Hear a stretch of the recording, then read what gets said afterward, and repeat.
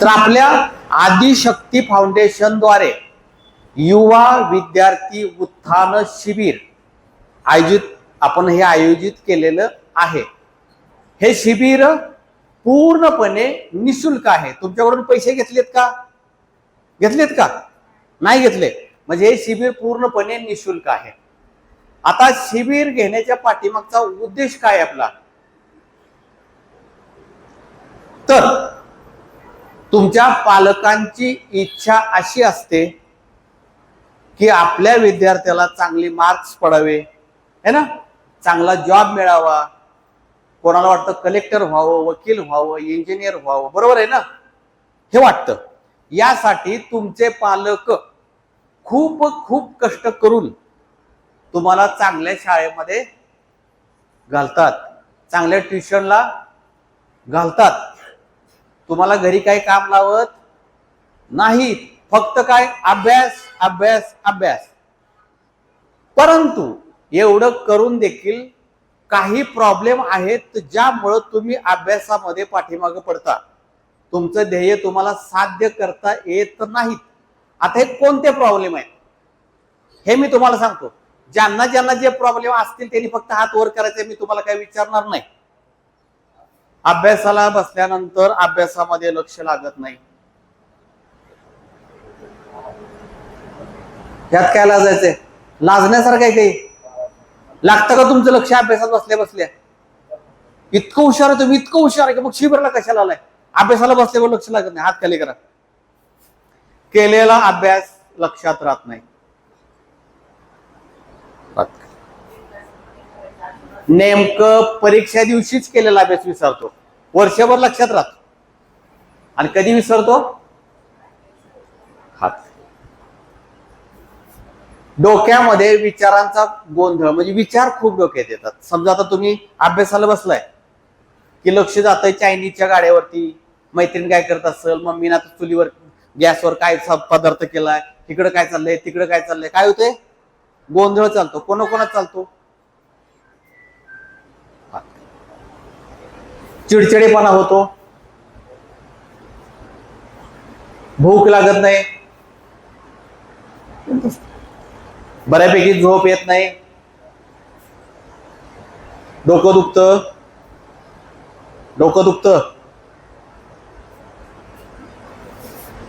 राग इतका येतो की रडायला येतं। काय होतं? रडायला येतं सारखं। मनामध्ये खुन्नस निर्माण होतं, जर कोण काय बोललं का नाही तर परत त्याच्याशी बोलायचं नाही, त्याचं तोंड पाहायचं नाही, त्याची गाठ पण घ्यायची नाही, असा खुन्नस पैदा होतो। कुणा डोक्यात बिंदास, छान, हात वर करा, काय अडचण नाही, हात खाली करा। नेमकं मला आयुष्यात करायचंय काय? मी शिक्षण तरी घेत आहे, पण कशासाठी घेतो हेच माहित नाही, हात वर करा। छान, तुमचं सगळ्यांचं ध्येय फिक्स आहे, ध्येय निवडता येत नाही। ध्येय निवडता येत नाही म्हणजे काय माहितीये का? कलेक्टर हे ध्येय मोठं आहे, मग ऐकायचं कुणाचं तरी आणि मग ठरवायचं मला कलेक्टर व्हायचंय। कलेक्टर व्हायचंय, किती लोक आहेत? हात वर करा, बिनधास्त करा। वकील, engineer, doctor, army, military,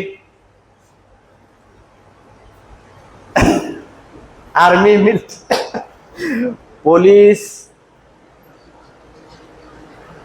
CA वगैरे वगैरे वगैरे वगैरे, है ना, तुमचे ध्येय आहे। आता मी तुम्हाला एक प्रश्न विचारतो, जर तुम्ही कलेक्टर होऊ शकला नाही, कलेक्टरने कोणी हात वर केला मग अशी, जर तू कलेक्टर होऊ शकली नाहीस तर काय व्हायला आवडेल तुला? पोलीस। बाय चान्स पोलीस नाही होऊ शकली तर तुला काय व्हायला आवडेल?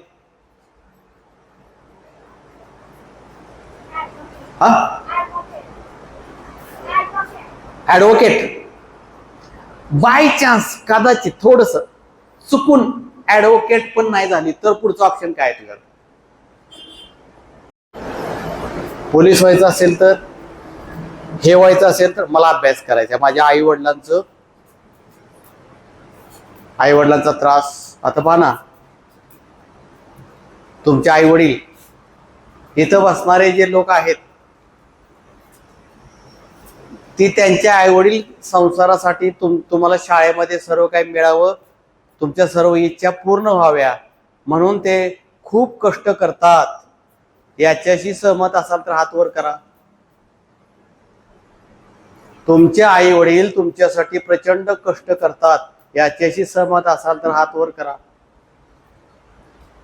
प्रसंगी कधी कधी ते स्वतःला कपडे घेत नाहीत, स्वतःला काही वस्तू घेत नाहीत, त्यांचे प्रॉब्लेम तुमच्या समोर बोलून दाखवत नाहीत, परंतु तुमच्यासाठी ते काय करतात, प्रचंड कष्ट करतात. मान्य आहे का? मान्य असेल तर जरा उंच ढगात जायला हात वर करा की. आहे का मान्य? हात खाली करा. 1 2 3 4 5 6 7. ठीक, शबास शबास. हे बघा, चुका स्वीकारणं याचा अर्थ चुका दुरुस्तीला सुरुवात. काय म्हणतो मी? चुका स्वीकारणं याचा अर्थ चुका दुरुस्ती करायला सुरुवात. मग आपल्या चुका कोण कोण स्वीकारते? हात वर करा. मी पण केलाय. हात खाली. आता आजपासून मी माझ्या आई वडिलांना विनाकारणचा त्रास देणार नाहीये. आजपासून मी भरपूर अभ्यास करेन. आजपासून मी माझ्या आई वडिलांचं नाव मोठं करेन. माझ्या आई वडिलांची मान कुठेही खाली जाऊन देणार नाहीये, हे मी शपथ घेत आहे. कोण हात वर करते?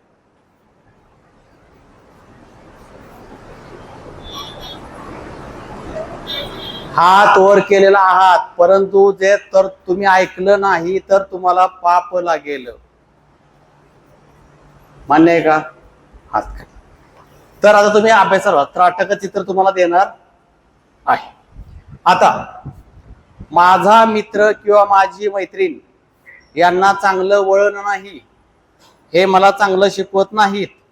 कोणी व्यसन करतं, कोण गाण्याकडे बोलतं, कोण प्रेम प्रकरणाची भाषा बोलतं, कोण मोबाईल मध्ये काही पण चॅटिंग करतं. असले घंटाडे मित्र माझे किंवा मैत्रीण माझे आहे आणि हे मला मान्य आहे, अशा लोकांनी हात वर करा.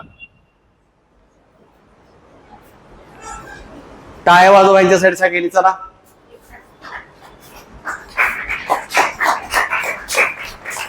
चला हात वर करा की माझे मित्र मैत्रिणी योग्य नाहीत आणि हे मला मान्य आहे. 1 2 3 4 5 6. आता ज्यांनी हात वर केला त्यांना मी पुढचा प्रश्न विचारतोय. आता काय करणार आहेस?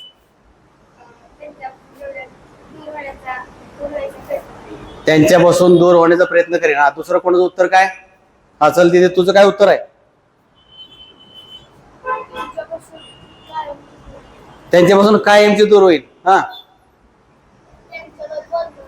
हा, त्यांच्यावर बोलणारच नाही. हा, म्हणजे तुम्हाला कळालं, अशा मित्रमैत्रीण कितीही चांगले असले तरी तुमचं भविष्य बर्बाद होणार आहे. तर अभ्यासाला सुरुवात करायची. बरोबर? सकाळी लवकर उठून अभ्यास कोण कोण करतो? हात वर करा. प्रामाणिकपणे, कारण तुमच्या सगळ्यांचे रिपोर्ट आमच्याजवळ तुमच्या पालकांनी पाठवलेले आहेत, तिथं खोटं बोलायची चान्स नाही तुम्हाला. 1 2 3 4. किती वाजता उठता? किती वाजता उठता? 5. तू बर. रात्री उशिरापर्यंत अभ्यास कोण कोण करतो? हात वर करा. मेमरी वाढवायची आहे ना? पुन्हा कोणाला मेमरी वाढवायची त्यांनी हात वर करा. ज्यांना वाढवायचे त्यांनी बाहेर बसा. हा, सगळी हात.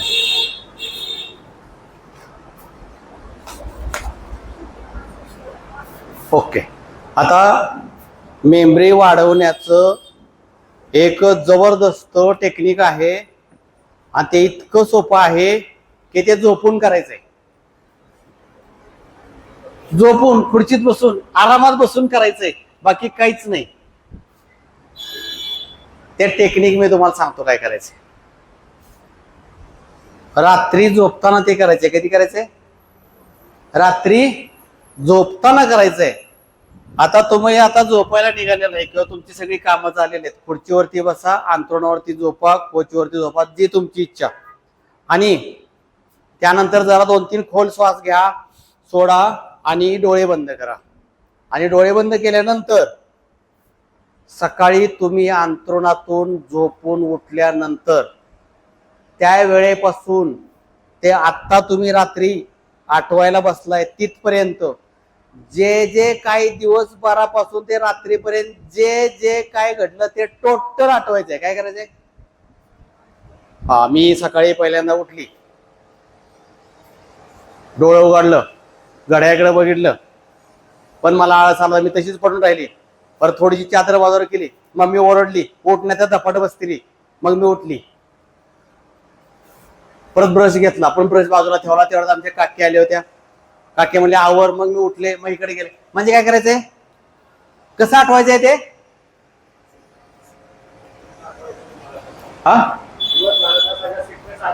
सिक्वेन्स ना आठवायचंय. म्हणजे असं नाही की मी उठले, जेवले, परत म्हणणार मी कोल्ड ब्रश केला, असं नाही. स्टेप स्टेपनं सकाळी उठल्यापासून बारीक सारीक अगदी एखादं कुत्र मध्ये येऊन बुंकलं तिथपर्यंत दिवसभरात काय झालं काय झालं हे करत करत करत करत तो आता जी खुर्ची बसलेली तिथपर्यंत आठवायचं. काय करायचंय? तिथपर्यंत आठवायचंय. आता हे 10 मिनिटाचा प्रयोग करूया आपण तोपर्यंत. चला ताड बसा, खोल श्वास घ्या, सोडा, खोल श्वास घ्या, सोडा.